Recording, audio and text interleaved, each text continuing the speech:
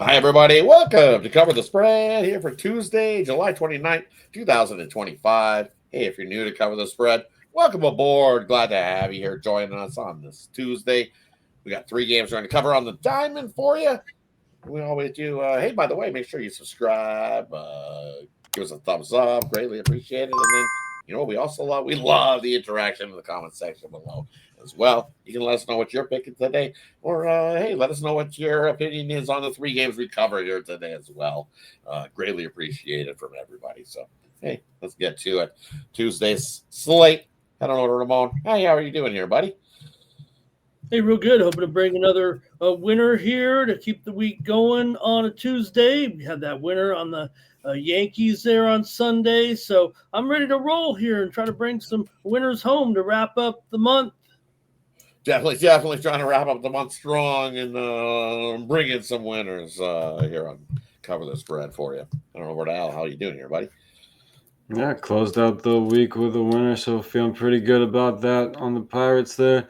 And yeah, looking to I guess close out the month strong now, as Ramon was saying. Still got some baseball left to, as I was saying the other day, we still got some making up to do here in baseball. So still gonna try to close the month out strong and try to keep rolling. Definitely. So let's, without further ado, let's get right to it. First game we're looking at here on the board today to get started on Tuesday. Hey, it's the Philadelphia Phillies taking on the Chicago White Sox here. Game I like. We're going to get right to it. You look at Luzardo on the bump for Philadelphia. Hey, Sterling Luzardo supporting a 4 ERA. And you look what he's been doing over his last few starts, his last time out. Not so good. His last couple starts not been so good. He went 5 innings, gave up a couple hits, but 6 earned runs there, home run. I'm guessing Mr. Luzardo gave up a grand slam there now, but also getting some walks. Gave up 5 walks in that game versus Boston. Time before that against the Angels, 7 hits, 4 earned runs, 2 home runs. So Luzardo's been getting hit up, as they say. Why? Because those two were American League teams. He doesn't do so well in interleague play. Mr. Luzardo is sporting the 0-4 versus interleague opponents as well. He's also 0-4 and covering that run line against the interleague. For some reason, any AL opponent, Mr. Luzardo has been getting smacked around. So this White Sox team, they love to hit left-handed pitching as well. And look what Cannon's been doing. Oh, I'll give it to him. His last game out, he did get roughed up a little bit, gave up 5 earned runs. But his 4 previous before that, it was 1 earned run, 2 earned run, 1 earned run, 2 earned run. He was being Mr. Cannon and delivering that ball. And I think he does the same thing here against this Phillies squad that, hey, sometimes we know they sometimes have trouble hitting. And I just like the White Sox here against left-handed pitching. If you want, you can grab that plus 1.5. If you want to take a sprinkle on the money line, wouldn't blame you there as well. But give me the White Sox plus the 1.5 here. Even money, you might be able to find a little plus money. Definitely out there. Also, you look at the numbers wise for this White Sox squad this year, covering that run line. Hey, 17-9 in covering that run line this year versus left-handed starting pitching has been the White Sox. So give me that. Give me the White Sox on the run line here in this one on Tuesday.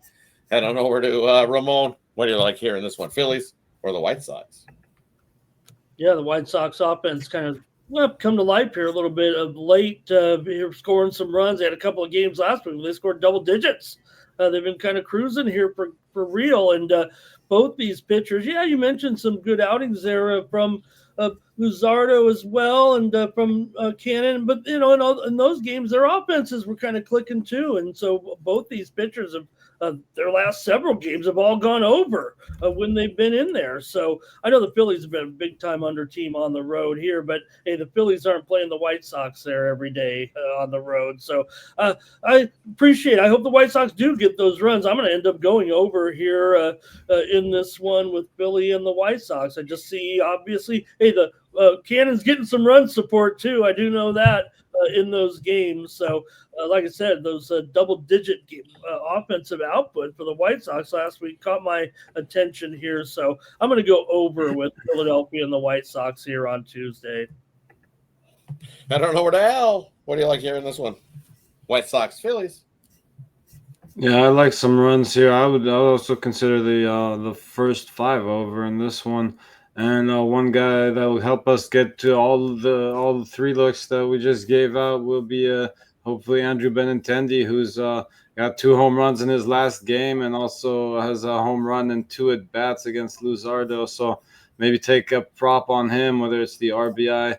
I'm seeing them at plus 220 to get an RBI on Monday. And might not have this price against Luzardo, but again, this is against Sanchez, these numbers. So, and again, the home run plus 850. So I'm guessing we're getting some pretty reasonable numbers against Luzardo as well, despite him not having his best season. You could take a shot on the prop on Andrew Benintendi as well as the over there in the first 5 for me. Hey, that wraps up the first game we're looking at. Let's head on over to game number 2. And we got the Boston Red Sox taking on the Minnesota Twins. This is Ramon's game. He's going to get us started here in this one. What do you got for us, Ramon?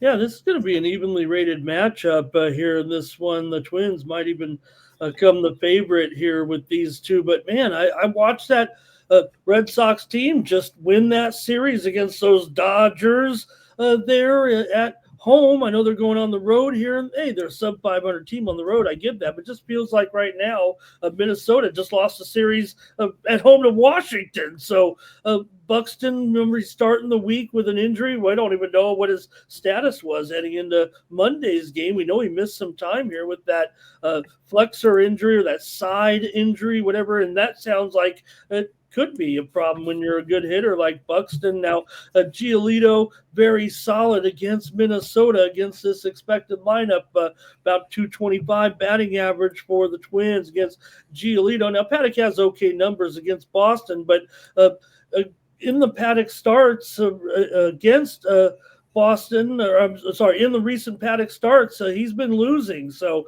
right now, Boston in that good groove, 14-5 in their last 19 coming into the series, and the Twins have lost 7 of 10 coming into the series. So at even money, or maybe even a slight dog here with Giolito, I just feel like Boston here is hanging in there and doing a great job right now. I'm going to take him to win this one on the road with Giolito over Chris Paddock.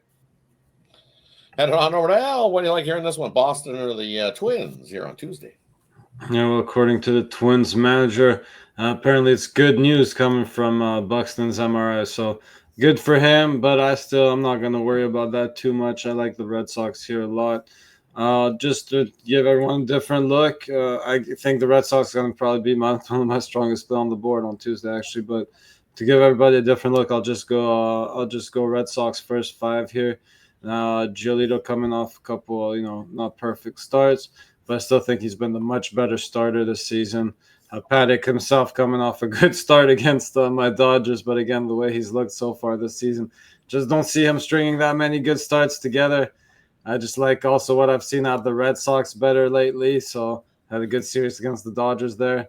And again, as Ramon was saying, the Twins just not playing that great right now. So Red Sox first 5 for me. And for me, I am going to take the Nerfy here in this matchup. I think with Paddock on the ball. Hey, he did see Boston earlier this year, and the Nerfy did not hit in that one. But it was Buxton who smacked a home run. And he smacked a leadoff home run in that game with Paddock. I believe the Twins got the win. It was a 5-4 in that one. Because after that first inning, Paddock gave up 2 in the second inning to this Boston squad. So then they hit him up a little bit after that. So, but I think he can get through, give us 3 outs. That's all I ask for him. I think Giolito gets us 3 outs as well and gets us the Nerfy here in this one. Then after the second inning, watch out.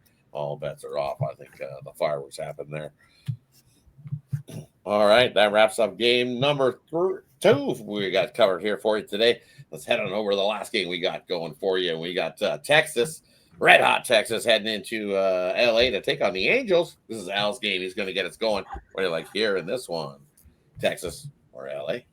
Yeah, it looks like we got the Rangers opening up as a small road dog here in this one with what's expected to be Patrick Corbin getting the start against Yusei Kikuchi. Now, this is a pretty interesting pitching matchup for me because these are two guys I used to automatically bet an over if I saw just either of them in any of these starting lineups. So, obviously, shut me up maybe a little bit this season. Both of them having very respectable seasons.